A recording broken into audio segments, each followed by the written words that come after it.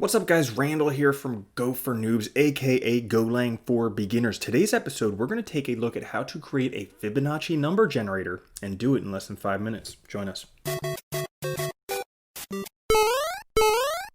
What's up guys, Randall here. Today we're taking a look at how to make a Fibonacci number generator. Now, why might you need this? Well, oftentimes they'll ask you this on coding interviews, but also Fibonacci numbers are just plain cool. I mean, if we take a look at the Fibonacci numbers here, we see these sequences in nature all the time. So there must be something pretty spectacular about this sequence. So let's get coding and figure out how to do it for ourselves. And to do this, we're going to use closures, which is something if you haven't seen before, you can check out the closures video that we've made. So Fibonacci numbers, basically what we want to do is we want to create a Fibonacci number generator, and this is a function, and we're going to call it FibGen, and it actually returns an anonymous function, a function that returns an anonymous function. Pretty cool. So what this actually means, so with Fibonacci numbers, and this is the trick, this is the thing that stumps so many people on the coding interviews, is that the first two Fibonacci numbers you have to return yourself. So F1 equals 0 and F2 equals 1. Once you do that, you pretty much can figure it out on your own.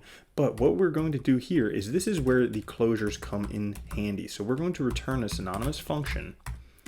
And what this anonymous function is going to do is going to create the new F2 and F1. So basically what this is going to do is the new Fibonacci number is going to be the addition of the previous two Fibonacci numbers. And just so you can see what this means, when we evaluate this previous one, we can see that 1 plus 1 equals 2, 1 plus 2 equals 3, 2 plus 3 equals 5, 3 plus 5 equals 8. So the next Fibonacci number is just the addition of the previous two Fibonacci numbers. So how we're going to do that is we're going to say F2 comma F1 equals, and then the new F2 is the addition of the previous two numbers. So this equals F1 plus F2.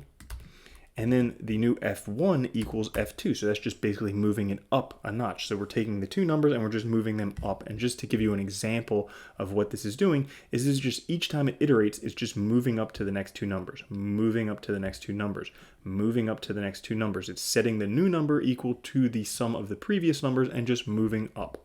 That's basically all this is doing. And then what we want to do is we want to return F1. So then once we have that function made, what we're going to do is we're going to create this variable fib. We're going to set this equal to FibGen. So basically this fib here is equal to this anonymous function. And then for however many Fibonacci numbers we want, we could say for I equals 0, I is less than 10, I plus plus,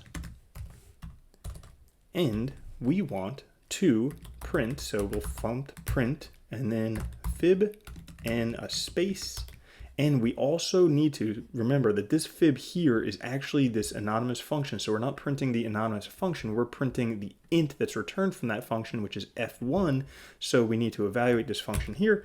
And when we do that, we should get our Fibonacci sequence. And the cool thing is you can play around with it. You can get 15 numbers if you want. You can get however many numbers you want, depending upon how many numbers your resources can handle. So that, in a nutshell, hopefully in 5 minutes, is how you create a Fibonacci generator. Guys, thank you for joining us. If you did enjoy it, make sure to like, subscribe, click the notification bell, and I will catch you later. Peace.